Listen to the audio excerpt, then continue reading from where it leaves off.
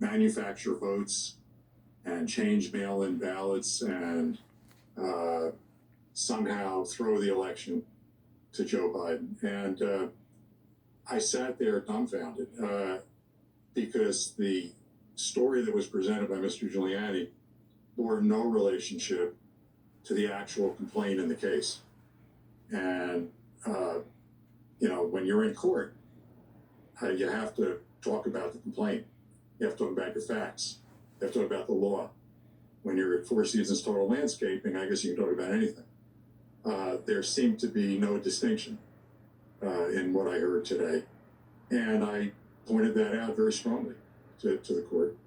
So, the complaint, I mean, it sounded like he just sort of gave a kind of Giuliani monologue about all the nefarious actors who are trying to steal the election, independent from whatever the kind of legal claims they were pursuing was. But am I right that the remedy they're seeking here is to throw out all the votes in Allegheny County and in Philadelphia? Yeah, it was interesting. The remedy kept multiplying as Mr. Giuliani was talking. It started off that he was after 680,000 votes, and by the time he finished his speech, I think we were up to 1,200,000 votes and counting, I guess. It's absurd on its face. In fact, the whole presentation was absurd on its face. But I think what was telling was that when you're in a court and you have to sometimes explain yourself, you have to answer questions that the judge asks, and the judge pressed, is this about fraud? And where is it pled that this is about fraud? And after some hemming and hawing, Mr. Giuliani basically said, no, this wasn't a complaint based on fraud. Instead, it was based on some kind of all I can say is some kind of strange conspiracy idea. But what was also telling was that his opening statement practically was that he wanted to amend the complaint again.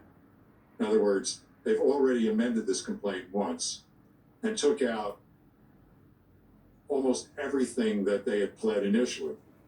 All sorts of propositions fell out of the case. He then said some of that was a mistake. He wanted to put them back in. He wanted to amend the complaint again.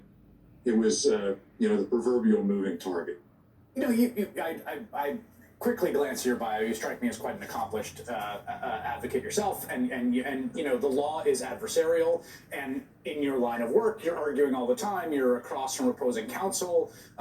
Sometimes it's heated, sometimes it isn't. But just give us a sense of how anomalous what you saw on display was today, as someone who does this for a living. Well, what was anomalous was, Mr. Giuliani coming in and arguing some other case. I mean, I don't know where this case is. I don't know where it's going to land. He said there will be more complaints and pleadings, but he came in and argued some other case. And that you don't usually see from, at least I don't usually see that kind of presentation. And so to sit there and sort of listen to all this and then sort of redirect the attention to what this case is actually about.